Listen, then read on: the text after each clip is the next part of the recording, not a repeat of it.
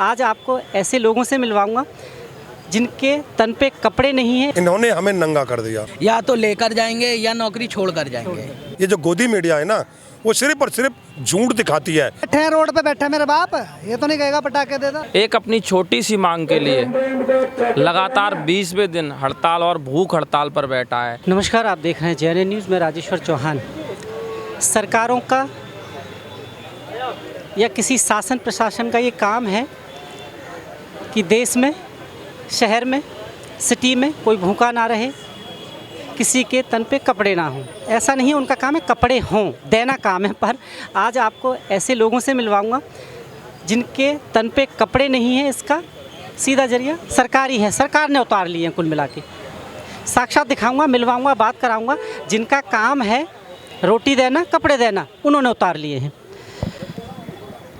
जनाब, सरकार तो कपड़े देती है, खाना देती है, उसका काम है कि कोई भूखा ना रहे।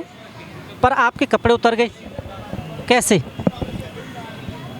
भाई जी, सबसे पहले तो आपका और आपके चैनल का बहुत बहुत धन्यवाद। कम से कम आपने आज 20 दिन में आके जो है हमारी खबर ली। सरकार का काम है कपड़े देना, माँ बाप का काम है अपने बच्चों का भरण पोषण करना, अपने बच्चों को कपड़े देना, हर त्योहार पे, हर सीजन के हिसाब से उसको सुविधा देना। लेकिन ये लोग, हमने शायद भूल की थी कि ये हमारे माँ बाप हैं। हमने शायद सोचा था कि ये हमारा परिवार के जो है मुखिया हैं, लेकिन इन्होंने हमें अपना परिवार नहीं समझा। आज ये हमें अपना परिवार समझते, आज हमें हमारे बच्चे अपने बच्चे समझते तो हम नंगे ना होते। इन्होंने हमें नंगा कर दिया। 30 साल की सेवा देने के बाद एक घर के अंदर नौकर जो 30 साल सेवा देता है, घर के अंदर एक जानवर होता है, यदि वो इतने लंबे समय हमारे साथ रहता है तो उससे भी इतना लगाव हो जाता है, इतना प्यार हो जाता है, एक आदमी उसके लिए कुछ भी कर सकता है। लेकिन इन्होंने हमें वो भी नहीं समझा। अभी आपको 20 दिन हो गए, आज 20 दिन हो गए। अगर हम बात करें अधिकारियों की, सोशल पे उनके भी बहुत सारे बयान चल रहे हैं। अगर हम उन बयानों पे जाते हैं तो लगता है सब कुछ ठीक है, हो गया सब कुछ, और यहाँ आते हैं तो बिल्कुल ज़मीनी स्तर पर उलट नज़र आता है।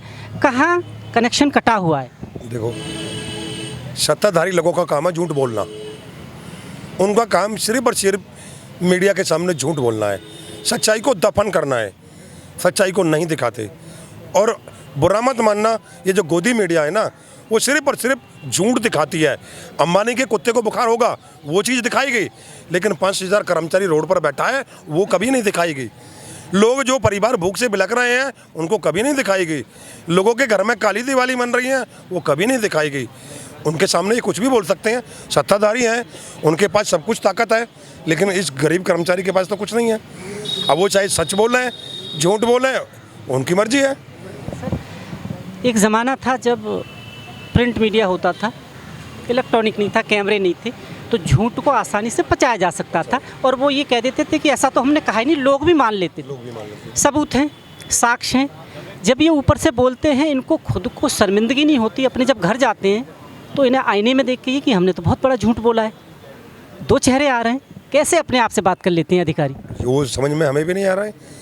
29 तारीख को हम प्रोटेस्ट पर बैठे थे, 30 तारीख को हमारे जो महापौर जी ने कहा था, एक हम इनकी बात, वो सारी जायज़ मांग है, हम इनकी बातों को मानते हैं, हम ये हमारे परिवार का हिस्सा है, ठीक है। 30 तारीख से आज कितनी तारीख होगी? 18 तारीख हो गई, लेकिन आज तक भी इन्होंने कभी जो है क्या उस पर संज्ञान लिया? क्या उसको जो कर्मचारी के पेट की रोटी जो देने की कोशिश की? कुछ नहीं किया।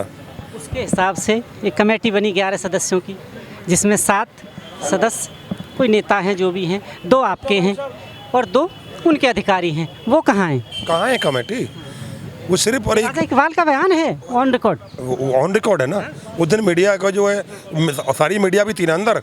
जिस दिन हाउस लगा था 14 तारीख को, उस दिन जो राजा इकबाल सिंह ने बोला था ना कमेटी बनाएंगे, मैं वही पूछ रहा हूँ कहाँ है कमेटी? सिर्फ नाम के लिए थी। मीडिया के सामने बयान दे दिया हम कमेटी बना रहे हैं, 24 घंटे में इनकी समस्या को हल करेंगे। लेकिन आप देख सकते हैं 14 तारीख से 18 तारीख खत्म हो गई, पूरा 5 दिन खत्म हो गया। 5 दिन के बाद वो कमेटी कहाँ है? वो 24 घंटे में वादे इरादे कहाँ हैं? आज जो दिवाली से बिल्कुल सर पे है, हम लोग बैठे हैं। जब हम अपने परिवार को जो है, अपने बच्चों को कपड़े नहीं दे पा रहे, हम अपने बच्चों को रोटी नहीं दे पा रहे, त्योहार के टाइम पे, तो हमारा जो अधिकार नहीं बनता एक हम अपने जो ना हम खुद कपड़े पहने या हम खुद जो अच्छा खाना खाएं। हमारा दायित्व बनता है हम अपने परिवार के साथ जिएंगे और अपने परिवार के साथ मरेंगे। आपकी लड़ाई बहुत लंबी है, 1996 से आप अब बढ़ते बढ़ते 18-19 हज़ार सैलरी अब हुई है, जबकि हर जगह पैसे बढ़े हैं, वो एक अलग मैटर है। पर सबसे बड़ी एक चीज़ बताइए, आपको याद ले रहा हूँ, थोड़े दिन पीछे ले चलता हूँ, आम आदमी की सरकार थी जी।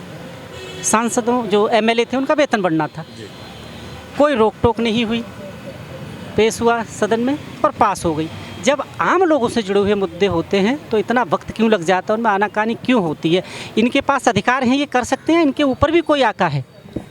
इनके ऊपर सारा अधिकार है, ये खुद मालिक हैं।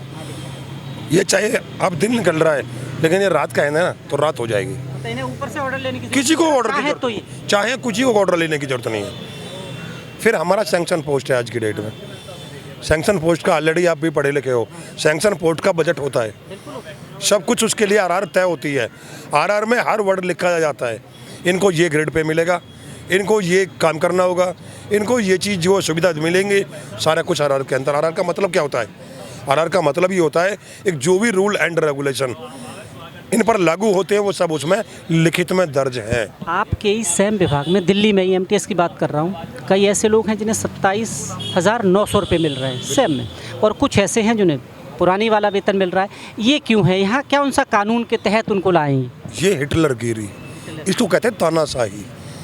वो किसी को कुछ भी दें, चाहे किसी को कुछ ना दें, वो उनकी अपनी मर्जी है, कानून को नहीं मानते। सुप्रीम कोर्ट कितनी बार बोल चुका है सेम वर्क सेम पे सबको मिलना चाहिए। किसने माना? किसी ने लागू किया? नहीं किया ना। सुप्रीम कोर्ट ने माना पुरानी पेंशन बहाल होनी चाहिए, क्या किसी ने जो उस पर अमल किया? क्या किसी ने उसके बारे में सोचा? तो जो देश की जो हमारी सर्वोच्च न्यायालय है, जो जहाँ से जो है न्याय व्यवस्था चलती है, उनका भी कहना नहीं मानते, तो फिर बड़ा कौन हुआ? ये लोग या सुप्रीम कोर्ट? बड़े तो यही लोग हैं ना। जब सुप्रीम कोर्ट की बात नहीं मान रहे तो यही लोग बड़े हैं, जब हमारी देश की जो जुडिशरी की बात नहीं मान रहे तो यही लोग बड़े हैं। एक बात बताइए, एक आम आदमी कोर्ट की अवमानना कर दे, वो ऑफिस हो और घर पर पहुंचेगा नहीं, तब तक शायद पुलिस आ जाएगी पकड़ने। ये हज़ारों बार कोर्ट की अवमानना ही है, ये कई बार ऑर्डर नहीं मानते हैं। इनके पास कौन सी शक्तियाँ हैं आपको लगती हैं जो ऊपर बैठे हैं? सर ये और कुछ नहीं, बस तानाशाही हिटलरगिरी है, और ये चाहें तो हमारा समाधान 2 मिनट में कर दें, लेकिन इनकी मंशा नहीं है करने की, क्योंकि इनके जो ऊपर आकर बैठे हैं ना, शायद उनकी चलती है।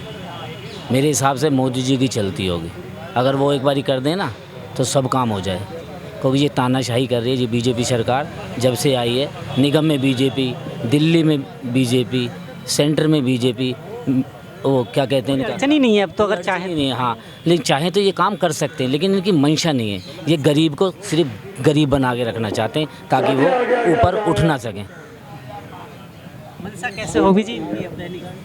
मनसा तो साफ दिखाई देती है, आप इसमें तो अभी कुछ कह ही नहीं सकते। मनसा तो आपको दिख ही रही है, कोई हमारा इतना बड़ा काम तो है नहीं।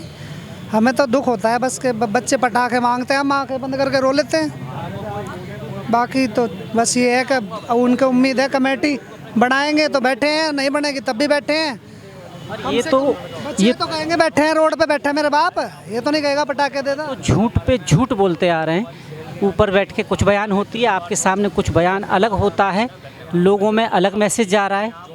कहाँ हो रही है हकीकत, कहाँ छुपी हुई है आपको लगता है? हकीकत तो हम तो काम करने वाले कर्मचारी हैं, ये हकीकत का सिर्फ उनको पता है। अगर उन्हें 200-500 रुपये अगर हमें बढ़ाने में इतना दर्द हो रहा है, हमारे बच्चों को खुशी होती है, हमारे बच्चों को पटाखे मिल रहे तो उन्हें खुशी होती है। हम तो अपने बच्चों से छुप के यहाँ बैठे हैं। मांगेंगे तो क्या कहोगे उन्हें? क्या कहेंगे बच्चों को?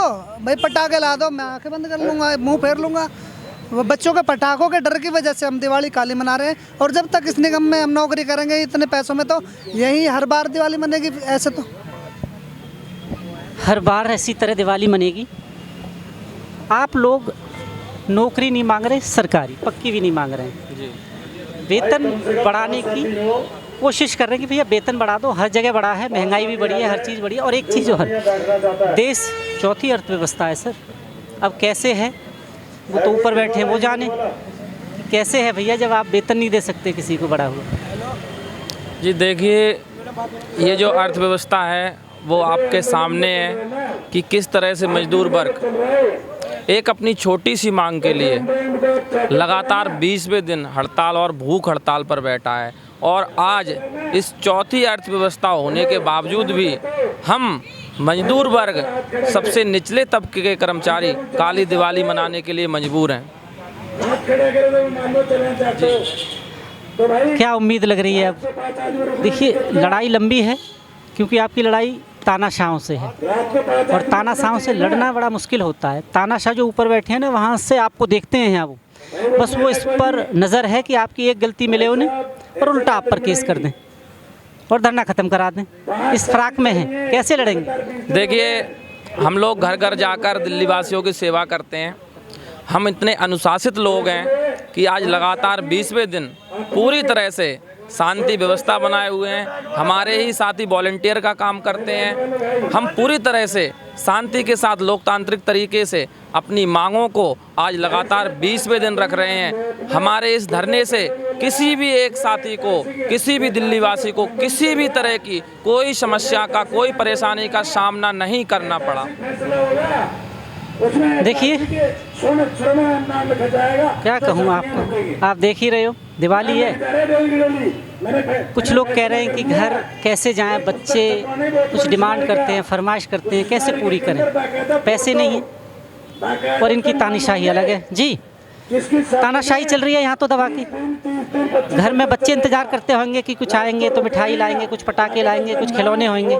कैसे देख रहे हैं इस बार? सर, हम तो सबसे पहले आपका धन्यवाद करना चाहेंगे जो आप हमारी आवाज़ बन रहे हैं। ये लोग बिल्कुल तानाशाही पे बैठे हुए हैं। आपने सुना होगा राजा इकबाल जी का बयान कि कुछ कानूनी टेक्निकल इश्यूज़ हैं। वो टेक्निकल इश्यूज़ लाने वाले भी अधिकारी हैं इन्हीं के। हम तो कर्मचारी हैं, हमें क्या पता। जो लाए टेक्निकल इशू वो लाए। वो चाहें तो उसे मिनटों में दूर कर दें और चाहें तो उसे बवाल बनाए रखें। ये सब उनके हाथ में है। हम अपनी मांगों को लेके बैठे हुए हैं। अब हम घर जाते हैं तो बच्चे हमसे चीज़ मांगते हैं। हमारी इतनी भी सैलरी नहीं है कि हम उन्हें चीज़ दिला पाएँ और इतनी भी नहीं है कि कुछ जोड़ लिया हो कि बैंक बैलेंस हो कि चलो कुछ टाइम निकल जाएगा, क्योंकि सैलरी इतनी नहीं रही है। तो जो बैठे हो आप, जो आपके सारे साथी हैं, उम्मीद बन रही है कुछ? डटे रहोगे जब तक मांग पूरी नहीं होगी? क्योंकि वो तो टूटने का इंतज़ार कर रहे हैं। सर, हमने तो इस बार ठान लिया है, या तो लेकर जाएंगे या नौकरी छोड़ कर जाएंगे। अब की बार आर पार होगा। आप देख रहे हैं JNN news, cameraman Ravi Kumar के साथ राजेश्वर चौहान। धन्यवाद।